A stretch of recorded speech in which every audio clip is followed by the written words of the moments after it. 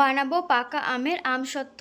প্রথমে 3টে আম নিয়েছি। আমগুলোকে একটা পাত্রের মধ্যে খানিকটা জল নিয়ে খুব ভালো করে ধুয়ে নিতে হবে। এখন একটা ছুরির সাহায্যে আমের মুখের দিকের অংশগুলো কেটে বাদ দিয়ে দেবো এবং আমগুলোর খোসা ছাড়িয়ে ফিরে আসবো। ছাড়িয়ে নেওয়া আমগুলোকে একটা পাত্রের মধ্যে নিয়ে খুব ভালোভাবে হাত দিয়ে আমগুলোকে ম্যাশ করে নিতে হবে এবং আঠিগুলোকে বাদ দিয়ে দিতে হবে। আম খুব ভালোভাবে ম্যাশ করে নিয়েছি এবং আঠিগুলো বাদ দিয়ে ফেলে দিয়েছি। এরপর হাফ বাটির মতো চিনি এখানে অ্যাড করে দিয়ে খুব ভালো করে মিক্স করে নিতে হবে আমের সাথে। চিনিটা নিজেদের স্বাদ অনুসারে ব্যবহার করবেন। বাজারের কেনা আমগুলো কিন্তু খুব মিষ্টি হয়, সেক্ষেত্রে চিনি না ব্যবহার করলেও চলে, অথবা অল্প পরিমাণে একটু চিনি ব্যবহার করতে পারেন। আর যে থালাতে আমসত্ত্ব দেব সেটা কিন্তু আগে থেকেই তেল মাখিয়ে রেখেছিলাম। সরাসরি থালার উপর একটা ছাঁকনি নিয়ে আমের পাল্পটা দিয়ে খুব ভালো করে ছেঁকে নিতে হবে। আমের মিশ্রণটা থালার মধ্যে নেওয়ার পর রোদে দিয়ে শুকিয়ে নিতে হবে। আর এখন যা রোদের তাপ, এক রোদেই কিন্তু আমসত্ত্বটা শুকিয়ে গিয়েছিল।